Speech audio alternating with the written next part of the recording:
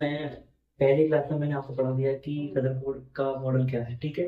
अब रदरफोर्ड का नाभिक के मॉडल पढ़ेंगे और इस क्लासेस में ही पढ़ेंगे रदरफोर्ड के दोष क्या थे, किस कारण ये रदरफोर्ड के कुछ पॉइंट इसमें जो है कि वो अमान्य माने गए हैं, ठीक है। तो उन बातों को हम यहाँ डिस्कस करते हैं, ठीक है। तो मैंने पहले पढ़ा दिया कि नाभिक कहाँ है, कैसे है, क्या है, ठीक है। तो वो मैंने आपको समझा चुका हूँ। तो अब मैं इस वीडियो को ज़्यादा लेंथी नहीं करूँगा। उस वीडियो को मैंने इस वजह से इस दो पार्ट करेंगे क्योंकि वो वीडियो ज़्यादा लेंथी हो गई है कि बच्चों को प्रॉब्लम होती है एक साथ इतना कंटेंट पढ़ने में, ठीक है। तो दूसरा क्या, उसी मॉडल का दूसरा पार्ट यहाँ पढ़ाता हूँ कि यहाँ से हमें पता चलेगा इलेक्ट्रॉन कहाँ घूमते हैं, इलेक्ट्रॉन कहाँ रहते हैं, नाभिक में रहते हैं, इलेक्ट्रॉन चारों चक्कर काटते हैं, कैसे करते हैं, क्या रहता है, ठीक है। तो रदरफोर्ड के नाभिक के मॉडल को कहाँ से निकलता है कि रदरफोर्ड का नाभिक के मॉडल वहीं से निकलता है जहाँ से रदरफोर्ड ने बोला कि भाई उसका जो इलेक्ट्रॉन जो कहाँ से जा रहे थे, अल्फा कण कहाँ से गुजर रहे थे, ठीक है। इलेक्ट्रॉन उसमें है किस प्रकार है, ठीक है। तो मैं उस प्रकार से आपको बताना चाह रहा हूँ। तो रदरफोर्ड का उस मॉडल को मॉडिफाई करके उन्होंने नाभिक उस मॉडल को नाभिक के मॉडल बताया, दूसरा मॉडल दिया नाभिक के मॉडल। तो उन्होंने क्या बताया कि परमाणु धनात्मक तथा अधिकांश द्रव्यमान एक अति अल्प क्षेत्र में केंद्रित होता है जिसे नाभिक कहते हैं। जैसे कि थॉमसन ने क्या बोला कि एक ठोस गोला बोला, ठीक है, ठोस गोला बोला।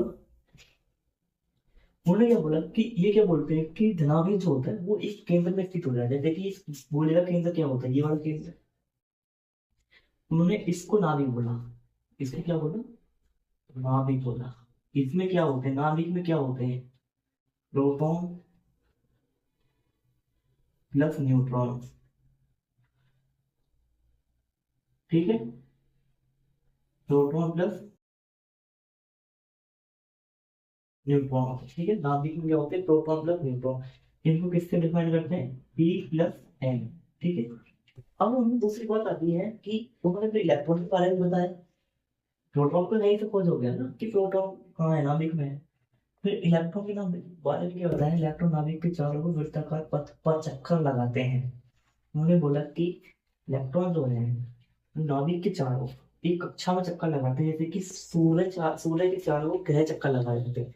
सूर्य के चारों ओर ग्रह चक्कर कैसे लगाते हैं, इस प्रकार से लगाते हैं, सूर्य होगा, ठीक है। ये हमारा सूर्य होगा, इसके चारों ओर कैसे लगाते हैं ग्रह, इस प्रकार से चक्कर लगाते हैं, इस प्रकार से चक्कर लगाते हैं, ठीक है। ग्रह चक्कर कहाँ लगा रहे हैं, एक सर्कल में लगा रहे हैं, एक कक्षा में लगा रहे हैं, कक्षा से बाहर नहीं निकलते हैं ये, ठीक है। जैसे ये हो गया, ये हो गया, ये हो गया, इस प्रकार जैसे ग्रह ये है ना, इस प्रकार इलेक्ट्रॉन रहते हैं हमारे। ये इन गोले को क्या बोल रहा हूँ मैं, इनको क्या बोलते हैं, कक्षा।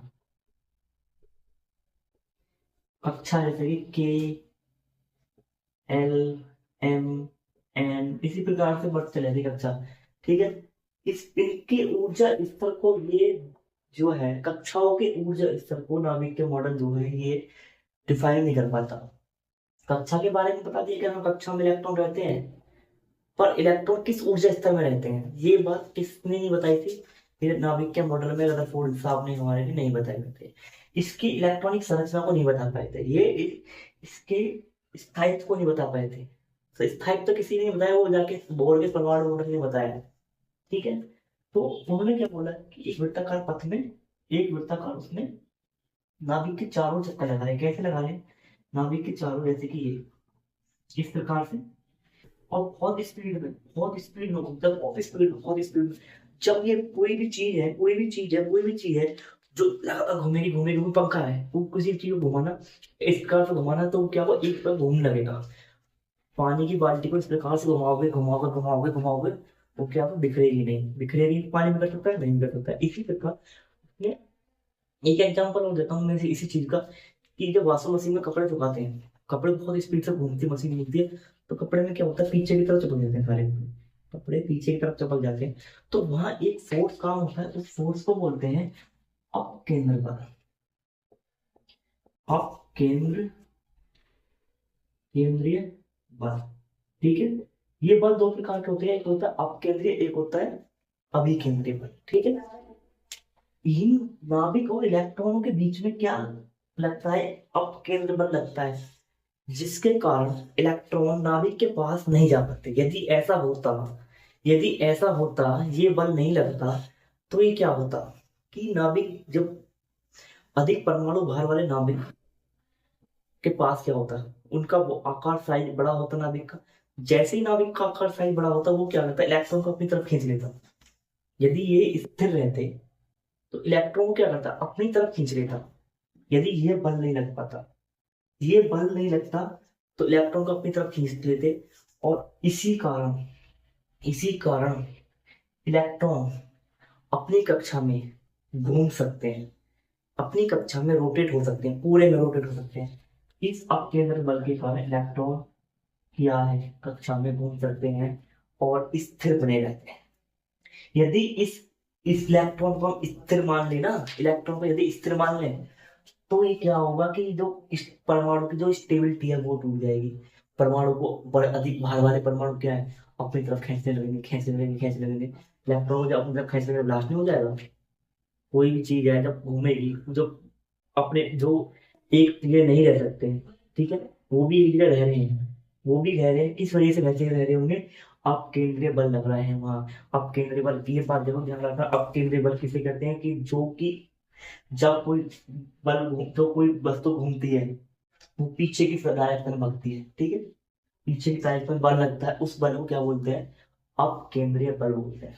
ठीक है, इलेक्ट्रॉन ना चौथा पॉइंट क्या आता है, इलेक्ट्रॉन और नाभिक आपस में मिलकर एक स्थिर वैद्युत बल द्वारा बने रहते हैं। देखा आगे ना, ये आगे ना, ये आगे, स्थिर वैद्युत बल द्वारा बने रहते हैं। ठीक है, इस बल को क्या बोलते हैं, अपकेंद्रीय बल। ये जो बल लगता है ना पीछे की तरफ, ये बल अपकेंद्रीय बल होता है। ठीक है, अब हम पढ़ेंगे इसके दोष। क्या पढ़ेंगे, इसके दोष पढ़ेंगे। दोस्तों, परमाणु मॉडल के दोष, रदरफोर्ड के परमाणु मॉडल के दोष। क्या बताया मैंने, रदरफोर्ड के परमाणु मॉडल के दोष। हमने नाभिक के मॉडल पढ़ लिया है, रदरफोर्ड का मॉडल पढ़ लिया है। नाभिक के मॉडल में कक्षा इलेक्ट्रॉन के बारे में बताया गया, इलेक्ट्रॉन किसके चारों घूमते हैं, नाभिक के चारों ओर घूमते हैं।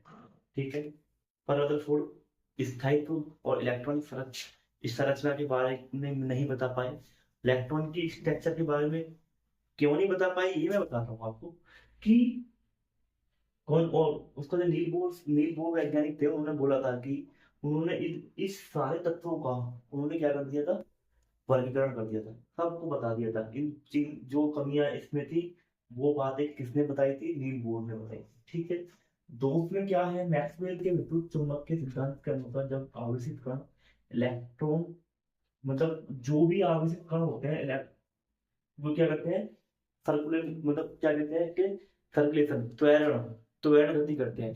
त्वरण का मतलब क्या होता है कि एक स्थान से दूसरे स्थान तक जाने में जितना समय लगता है, उसको क्या बोलते हैं, त्वरण बोलते हैं। ठीक है, त्वरण त्वरण गति करते हैं, तो वो क्या करते हैं, ऊर्जक होते हैं। एक स्थान से दूसरे स्थान तक जाने में जो ऊर्जा गई है, लगी है, उसको क्या बोलेंगे, त्वरण बोलेंगे। इसी प्रकार जो इलेक्ट्रॉन जब रोटेट हो रहा है, कक्षा में रोटेट हो रहा है, घूम रहा है, तो उसका भी कोई त्वरण होगा, उसमें भी कुछ ऊर्जा खोई होगी। ठीक है, यदि वो ऊर्जा खोगा, यदि उसने अपनी ऊर्जा खोई है, धीरे धीरे, वो एक बार इनिशियल स्टेज में था, फिर उसमें धीरे धीरे लॉस हुआ होगा। जब इस ऊर्जा को खोया हुआ, तो वो नाभिक में गिरना चाहिए था, और इस गिरने के कारण उन्होंने क्या करा, वो इसके कारण क्या होता कि वो नाभिक में गिरता, और जब नाभिक में वो गिरता, तो परमाणु अस्थायी होना चाहिए था, परंतु परमाणु जो होता है स्थायी होता है। ठीक है, नाभिक जो परमाणु मॉडल है, वो क्या है, स्थायी की व्याख्या उसने नहीं कर पा रहा था, जिस कारण ये क्या, असफल हो जाता है, असफल हो जाता है। तो रदरफोर्ड ने बोला, देखो रदरफोर्ड ने क्या बोला, इलेक्ट्रॉन नाभिक के चारों ओर घूमता है, तो ऊर्जा खोने के कारण उसकी कक्षा धीरे धीरे होती छोटी होती जाएगी, अंत में नाभिक में गिर जाएगा। इस तरह परमाणु अस्थिर हो जाएगा। ठीक है, मैक्सवेल मैं प्रॉपर तरीके से समझाता हूँ। ये तो मैक्सवेल के विद्युत चुम्बकीय के अनुसार इस मॉडल को देखा जाए ना, जो आवेशित कण होते हैं, इलेक्ट्रॉन पर भी आवेश होता है ना, तो वो क्या करते हैं, उनके अंदर जो मोशन होना चाहिए, त्वरण होना चाहिए, और जो जो जिसके अंदर मोशन होगा, जिसके अंदर प्रेरणा होगा, वो अपना ऊर्जा खोएगा। भाई तुम ही घर से निकले, तुम घर से निकलते हो, तुम घर से स्कूल तक जाने में ऊर्जा तो वेस्ट करोगे, और जब उसी ऊर्जा के साथ वापसी घर आ जाओगे, नहीं आओगे, थकान होगी, खाओगे नहीं तो थकान होगी। तो इसी प्रकार जब एक बार इलेक्ट्रॉन घूमता है और उसकी कोई ना कोई ऊर्जा होगी, ठीक है, तो वो क्या करते हैं, वो स्थायित्व को नहीं बता पाता, इसी चक्कर में नहीं बता पाता कि वो इलेक्ट्रॉन घूमता है, तो घूमने के कारण ऊर्जा खो रहा है, ऊर्जा खो रहा है तो वो स्थिर होना, अस्थिर होना चाहिए था, परंतु परमाणु स्थिर होता है। ठीक है, ये बात दिमाग में बैठ गई आपके। और एक बात मैं आपको बता देता हूँ कि मेरे चैनल को, यदि आपको ये चैनल अच्छा लग रहा है, कंटेंट अच्छा लग रहा है, तो मुझे लाइक शेयर जरूर करना। इससे क्या होगा, मैं मोटिवेट होता हूँ, और मोटिवेट होने के साथ साथ मुझे भी वीडियो बनाने में बड़ा अच्छा लगता है कि मैं बच्चों को सिखा रहा हूँ। ठीक है, और आपसे मैं ये उम्मीद करता हूँ कि मुझे कमेंट में बताएं कि क्वेश्चन में मेरे को क्वेश्चन क्या है। आपका जो भी क्वेश्चन होगा मैं उसका आंसर जरूर दूंगा कमेंट में। ठीक है, दूसरा दोस्त क्या था कि इलेक्ट्रॉनिक संरचना के डिस्ट्रीब्यूशन की व्याख्या नहीं कर सकता। डिस्ट्रीब्यूशन का मतलब क्या होता है, बांटना। इलेक्ट्रॉनिक संरचना की डिस्ट्रीब्यूशन को नहीं बता पाता ये मॉडल। इसमें क्या होता है, ये क्या बोलते हैं, रदरफोर्ड साहब ने क्या बोला था, यह बताता है कि इलेक्ट्रॉन नाभिक के चारों ओर घूमते हैं, परंतु ये नहीं बताता कि किस कक्षा में घूमते हैं, किस ऊर्जा स्तर के साथ घूमते हैं। ठीक है, नाभिक के मॉडल ने ये नहीं बताया कि इलेक्ट्रॉन नाभिक के चारों ओर तो घूमते हैं, ये तो बोल देता, परंतु ये नहीं बताया कि किस कक्षा में घूमते हैं, वो किसके पैरेलल, किस कौन सी कक्षा में घूम रहे हैं, कौन से ऊर्जा स्तर में घूम रहे हैं, ये व्याख्या ये मॉडल नहीं कर पाता। इस मॉडल की व्याख्या नील बोर साहब ने आगे की है, तो मैं उस मॉडल को अच्छे से पढ़ाऊंगा। आज के लिए इतना ही, धन्यवाद।